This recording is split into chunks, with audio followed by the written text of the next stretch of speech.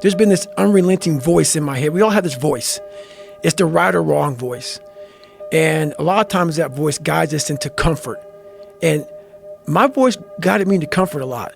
But I have this other voice I heard my whole life saying, hey, motherfucker, what are you doing? Nah, man, we got to go over here. We got to go over here to that rock pile over in the fucking corner where nobody's at. That's where victory's at. We're over there in that corner. So this voice was giving me all these answers. Now, I wasn't a real smart kid growing up, but I had this crazy voice in my head saying, over there is where the fucking answers are. And I didn't want to listen to it because over there was pain. Over there was me looking in the mirror. Over there was me being accountable for all these things that went through my life. Even though people put them on me, it's now mine to own. And I didn't want to go over there by myself, but I had to. And this voice was guiding me there. It's God, whatever you want to call it. But that's what it was in me. Do you think that's just what when you separate yourself from your ego and what your insecurities and all you, like, if you were giving yourself advice, you would say that's what the thing is to do. So do you think that's what it was, like your subconscious, or you stripped away from all the bullshit when you couldn't lie to yourself because it's a voice in your head? That's exactly it. It's exactly it. Because it knew. It knew. I was a character. I was trying to find myself through a character. I was making different hairstyles and sagging my pants, and I was off. I was off, man. I was a clown. Self-discipline is everything. And if you don't have it, I don't look at you right, because I know you're capable of more. It's not discipline so much for me. It's all on you. It's all on you. The self part is what's big. We need someone to hold people accountable. That, man. That we count on people too much to get us through. And we look to our right, we look to our left, we're looking for help. And if you can build that self, you can build that total accountability in oneself. And it's not about being selfish. I'm trying to create a better me. So hopefully people who are hearing this are taking it the right way, can say, I can run a mile. It ain't about running 205 miles, doing 4th, being a city. It ain't about all that shit. It doesn't matter. I want you to see how far you can go. And that's all it's about, yourself. And that's where it all comes from. Well, listen, I guarantee you've already done that.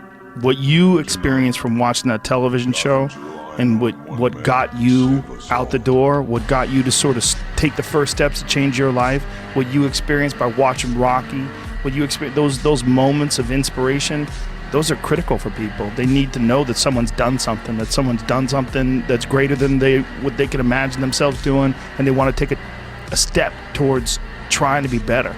Right. That inspiration is gigantic, and sometimes it comes across as corny.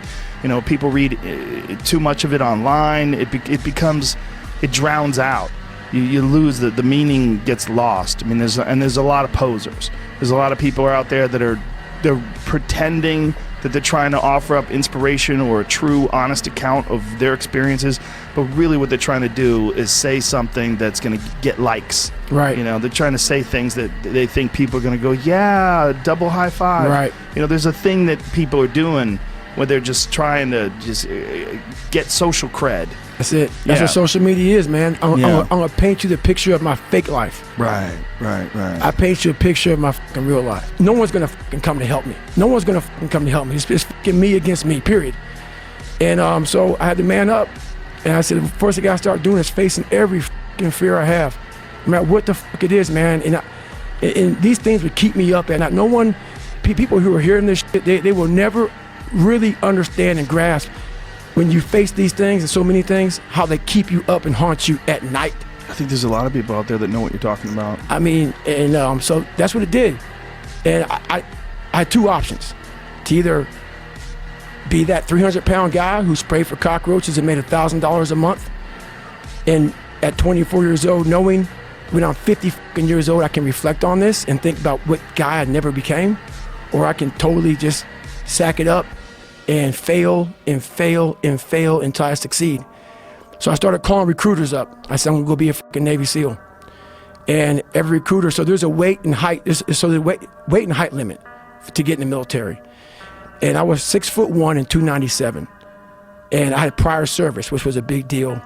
So I called all these recruiters up, and all of them said, hey, how tall are you, blah, blah, blah, blah. They got into conversation to see if I was even qualified. And by the time I got to my weight, phone would hang up pretty much, like, hey, you know what, call somebody else, try to get in the reserves. So I tried to get in the reserves. And I called this guy named Steven Salgio, recruiter up. And he said, hey, come on in. He saw me, put me through the weight standard, all this other stuff. And to get into the class I had to lose 106 pounds in less than 3 months. So I was like, F that, I can't do that. I grabbed my chocolate milkshake and went back to Ecolab. I'm going back to work, man. This is my life. Most people are missing something because they don't know who they are. They never examine themselves. They've never done this experiment on themselves. The lab rat, we're all lab rats, but you're also the scientist. You create your own self. Most people are missing something because there's so much trapped in there.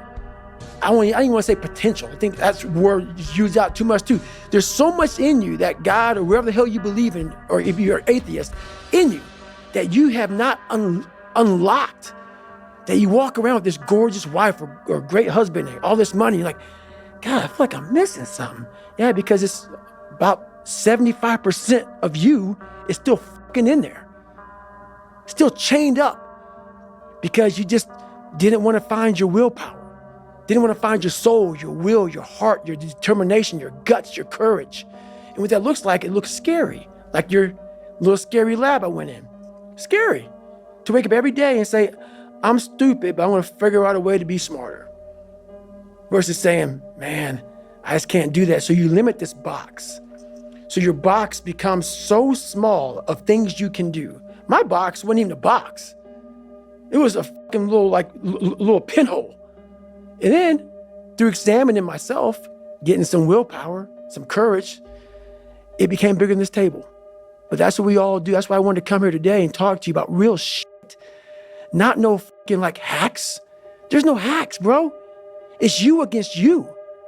You against you. And if you misunderstand that, you have a real problem. A real problem. I can understand you misunderstand me running down the street, shirt off, this, no, yeah. I can get it. I get it. If you misunderstand what I'm saying right now today, the problem is you, and you don't want to fix it. But I had developed a lot of anger, and I still have it. And it will never go away for the normal human beings of this world. Because when you put yourself in the sewer like I was in, and please, if someone saved me, come out and announce it to the world. There's no one. There's no one. So when you know that, and then I'm sitting at a table with all these smart people who are telling me what to do and shit and guiding me through my life now, when I'm 40 fucking years old, you know, 40 something years old, now I'm 49. And I'm looking at them all, and they're now trying to guide me on what's right, on this poison. And so, yeah, what you say is right, but for me, it was more of, I know now. I don't need you to guide my future. I know what's good for me and what's bad for me. And for me, it took every bit of focus I could. And I know social media, that's why people love to go on there, because they want to show you the good side of life. I'm not teaching good side of life. So I had to figure out a way when I came on in 2016 of teaching you what life really is for the majority of us is hell. And so while people love to show you the cars and the house and the vacations and shit, all that's good, all that's happy, I'm gonna show you the side that I know most of you are going through. And people hide very well. I don't wanna hide anymore. I hid for 24 fucking years. So that's why now I told you, we can talk about whatever you want. Because as human beings, the first thing we have to learn, I also stuttered real bad growing up. So if you hear me stutter every now and then, it's because that was part of my life also. So it's funny, human beings want to show you the best side, and they want to hide the worst side. For me, I'm going to teach you how to be vulnerable, because that's the only way you fix yourself. You don't fix yourself by coming out here and me selling you some fucking books. That's why I don't have them. I forgot them. I'm glad people got something from the book. I want you to learn that the only way you grow is how to look at yourself and say, okay, like I did, table longer than this. What the I have to do to get somewhere? There was nothing good on there. Nothing. Yeah, I love playing basketball. I left that out. That's something I love to do. I don't care about that. That didn't make the fucking list. Because the list that I had to live by was the very list that was to get me at this table with you. to talk to you, to the normal human beings which I once was, about how you can get somewhere and how it looks. It looks very ugly. There's no fucking passion. There's no fucking motivation. There's no, oh my God, man, no. It's every day of your life just doing. No passion, no discipline, no motivation. Yeah, all these words, I hate that so many people fucking use these words now because it's watered. It's someone sitting in a room by themselves and they figure themselves out and say, God, this is gonna fucking suck. Where's passion when you're 300 pounds? Where's the motivation when you can't read and write? Where is it? So how did this happen? I just fucking did. I just did. I said, maybe at the end of this journey, there'll be something there for me. If not, I can read. If not, I'm 185 pounds. There's no magic potion. There's no, oh, let me wake up and look at some, no. All those words are overused. It's all, just do. You're living. How do you want to live? How do you want to die? How do you want to be remembered? That's it. That's it. It's too hard. Life isn't fair. These things in life are not easy for me. You look to your left and you look to your right and you start to judge yourself off other people. Like if you're a female, well, she's skinny and she doesn't work out as hard as I do. And everything starts to corrupt your mind. You start to look around too much at other people and what they're doing, and that starts to corrupt your own dialogue. We are judging ourselves against too many fucking people. You have to judge yourself against yourself. And that's the one thing I started learning, man. This isn't a race against me and Rich Roll.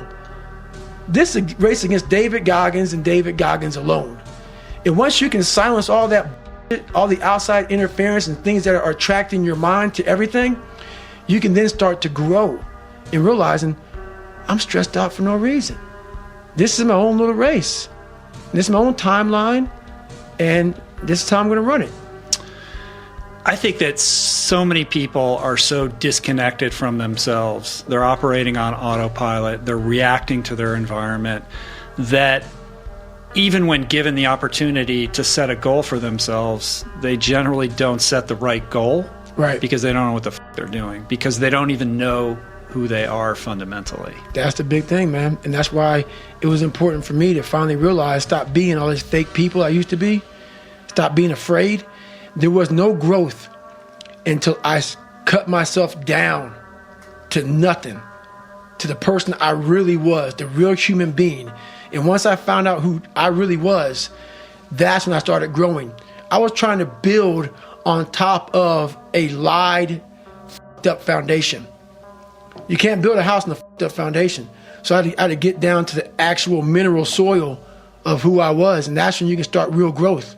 And what is the role that suffering plays in that, or the willingness to suffer? It starts to peel all those layers away, all those artificial layers away. If you're willing to suffer and go back in the grind, that internal dialogue you have with yourself when you're in misery and you're uncomfortable, it's a real, scary, unfiltered, no lying dialogue between you and yourself.